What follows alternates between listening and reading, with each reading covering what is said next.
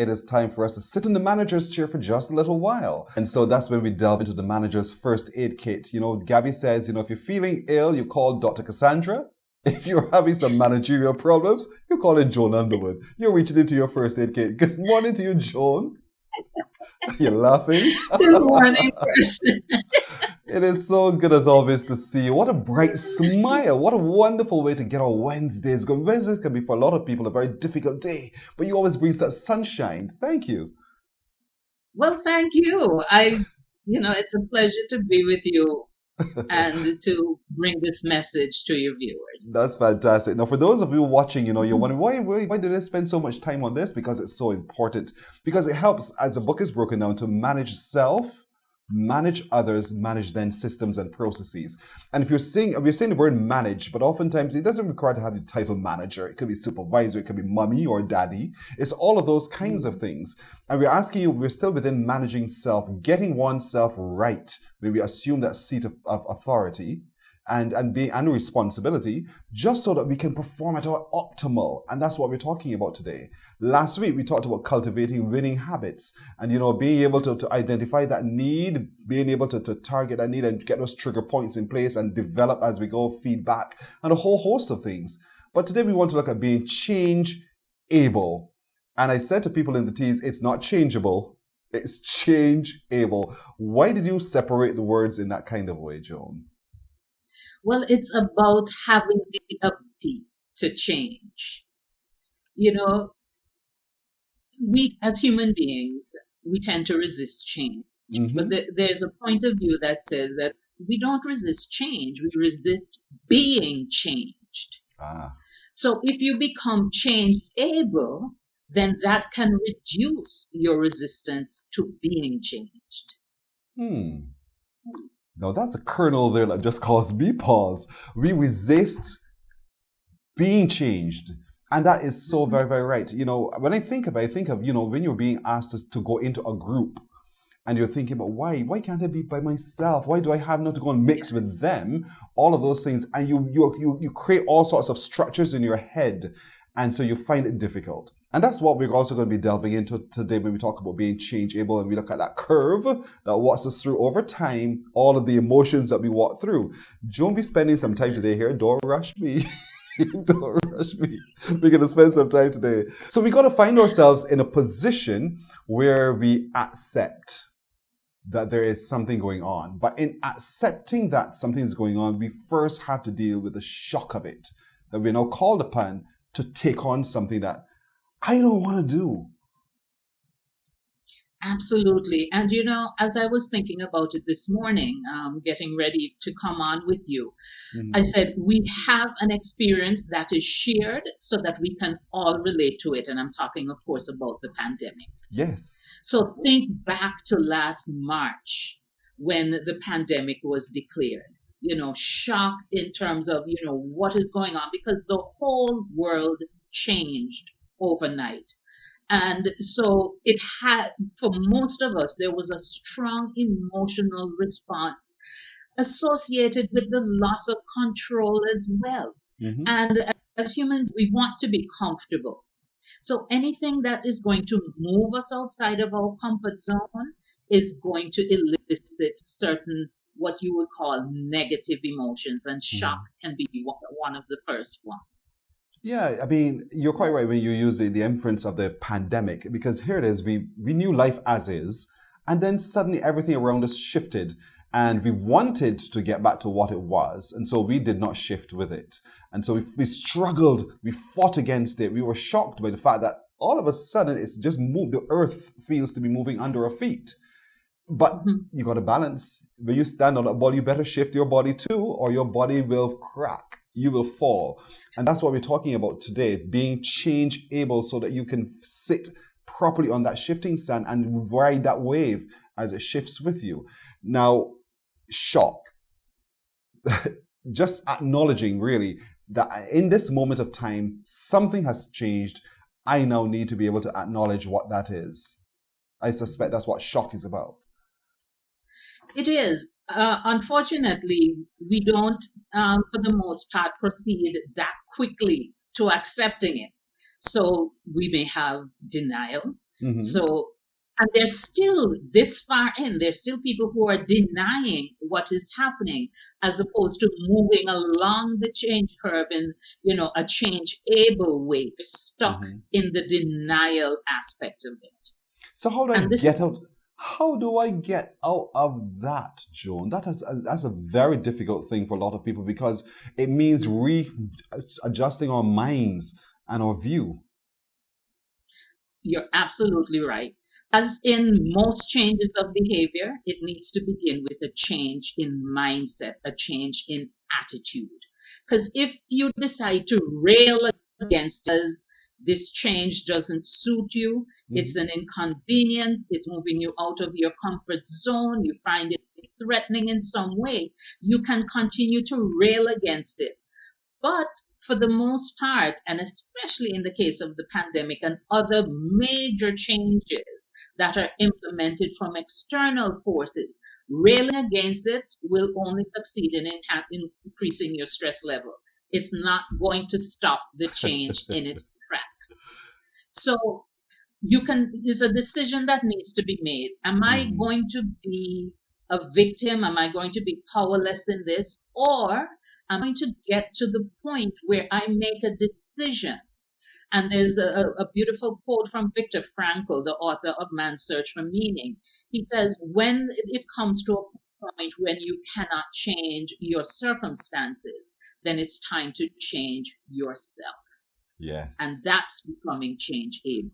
That's quite right. And then for any supervisor, manager listening today, I know you've met this before. You've been asked, you've been transferred into a different area and you're wondering why.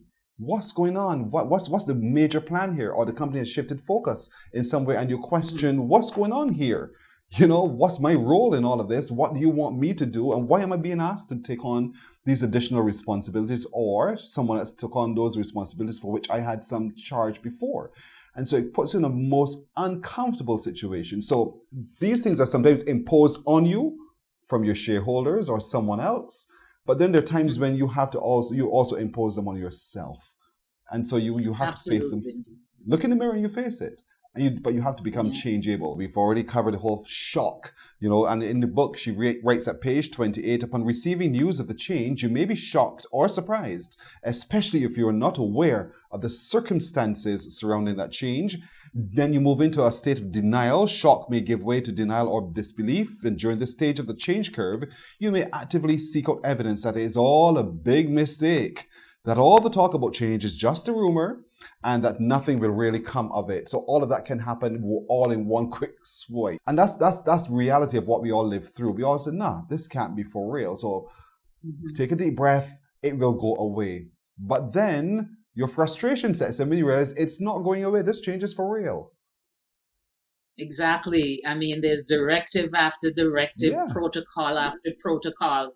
And so, if you're change able or working on becoming change able, there will come a point in time when you decide, okay, listen, it looks as if this thing is happening. So get curious. How can I now rearrange myself, my life, the way I do things to be able to not just survive, but possibly even thrive in this new environment? And Hmm. so you start to experiment with it. Yes. So, okay, working from home, how can I make this work for me? In terms of having the kids at home for school, how do I make this work for me? If you're running a business, my customers can't come to me anymore. How can I take my goods or services to them? So you start to experiment with it. You're curious about it. You explore possibilities as opposed to railing against it, being resistant, being in denial, frustrated, and anxious. Necessity is indeed a mother of invention. So you see the need, and right away you begin to experiment with different ways and approaches, and you'll find that, hey, I didn't have a problem after all. This change isn't so bad. And you begin to accept, and that's what we're heading towards.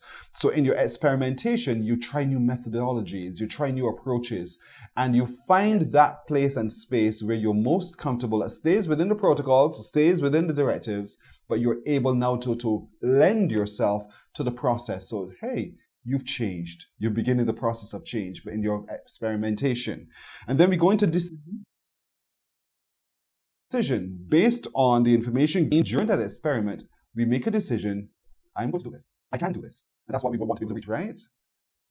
Yes, absolutely. And I'll give you another example from my lived experience. So, when the pandemic was declared and everything was locked down last year, of course, as a consultant, most of my business essentially disappeared overnight.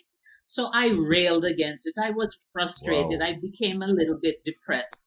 Then I got to the experimentation stage and I said to myself, what is it that I can control? What could I do that would give me back some of my power? And Pearson, that's when I wrote Manager's First Aid Kit. It was Wow. during the lockdown last year. There was a trigger. There was a trigger Yes. to make that change. That's fantastic. That is fantastic. And you see how we link everything. Everything is so linked. It is so beautifully laid out in this book. It's just not funny. And so we made the decision, we're going to do something about this. We'll try this and we'll try that. It's a curve, so therefore there are going to be some ups and downs. And sometimes you may fall back a little bit in your emotions, but it's all right to get yourself back up and climb that curve yet again, because success is well within reach. And that's why I think a lot of supervisors and managers don't hear enough of. There's not that enough of an encouragement that you can do this because you have support and you're not just left on your own. Yes. And Pearson, the published research says that 70% of change initiatives fail. And the reason for that is that there's not enough attention paid to the people side of change. Yes. So that very point that you mentioned, not enough support, but even before that, not enough communication. So because it begins with mindset and attitude, it's very important for managers, for employers, for heads of families to communicate with others in terms of, here's what's happening, here's why it's happening, if in fact you do know why. And here is how we can accommodate the external changes. Here's how we can change our way of being and what we're doing so that we show up as being change able and can get through to the upside of the curve, where we make a decision to move with the change and we integrate the new way of doing things into our routine. Absolutely. You list in the book as well, there's a question that we ask, each of us asks ourselves every day. What's in it for me? What are you fine? All well and good you want to make a change. All well and good you want me to be a part of your change. But selfishly, what's in it for me? Because you're asking me to get out of my comfort zone. So what support again? What guarantees? What are those things that you can tell me or share with me that make me comfortable to make that change? I want to make the change, but what's in it for me? And a lot of times when we communicate change, when we communicate objectives, we forget to respond to that question. And that's the very point about not paying enough attention to the people side of change. Now, depending on what's driving the change, what you might be the avoidance of something unpleasant. So if we come back to the pandemic, what's in it for you for wearing a mask, for getting vaccinated, for sanitizing, for social distancing? It's the preservation of health and well-being and that of others. It's the avoidance of hospitalization and perhaps even death. In other instances, what's in it for you can be something positive. Yes.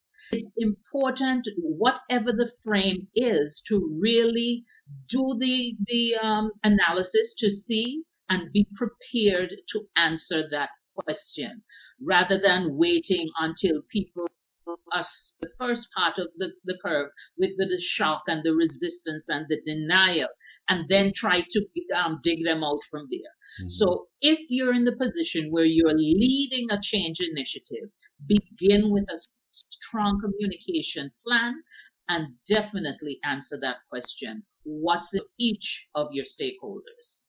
And it's fair to ask the question, what new knowledge would I now need to acquire? What kind of training would I now need to be able to make this change possible? And I think managers and bosses also need to be open to hear that question coming back to them from their employees, their charges, and provide them with that, again, the support. Because in order for that change to be successful, every step along the way needs to be capable and able to execute. And so knowledge is going to be important. The ability is going to be critical. And being able to meet all of those needs is going to be absolutely critical. But consider the alternative. You have a failed change initiative. True. And again, depending on the forces that are driving the change, failure may not be an option. True. Because the pandemic doesn't recoil on itself because we're not ready for it. It's here. It's with us. So we need to be able to deal with it in a way that enables us to move forward as opposed to being stuck. So, the Prime Minister, I think, has done a masterful job in terms of how she has led us through this pandemic. And, she quotes Colonel Bostic where she says, there's no retreat, no surrender, we're moving forward, right? And we have to find, she says, we're not going back to lockdowns. The time, it's a marathon, it's not a sprint. So there's some beautiful lessons that have emerged from how Bob in particular has navigated this space. Is it perfect? Perfection is an illusion. But we've learned as we moved along, right? And so when dealing with change, you're not necessarily going to, hit the bullseye in every single step. But in each instance, you look at what you've tried in terms of your strategy. You analyze it. Okay, did this land the way we needed it to land, the way we expected it to land? If not, what are the lessons that we can extract from what has gone before so that we can move forward with even higher levels of success in navigating this change? And even in the phrase, it's a marathon, not a sprint, we have to acknowledge that it takes time. Time is a factor of change. And so we must be prepared to acknowledge that time is required and should be given for the change to take root in order to achieve its results as well. Right. And now, we've spoken about it at the national level. The same thing replicates at an organizational level and at an individual level. Absolutely. But this chapter ends with the application exercise, and you left us with some pointers that we need to follow. You said awareness. What is driving the change? Desire. How might this change benefit you? And that's natural. Knowledge. What exactly does a change mean for you, and how do you do things? The ability. What new skills, behaviors, other resources do you need to implement the change? And then reinforcement. What can be put in place to help you stick with the change? Stickability is so important. Being change able is going to help you take the stress out of any change away from you. That's the whole point. Make yourself malleable. Be open to the change. Be responsive in a positive way to the change. And you will see the lights at the end of the respective tunnels as they come. And don't deny that you can have a bit of shock, a bit of denial, a bit of depression, a bit of frustration. You can have all of those emotions. They're real. Celebrate what they are, because you're heading to the trajectory towards implementation and integration. And in doing so, you put in place all that you need to do to be successful.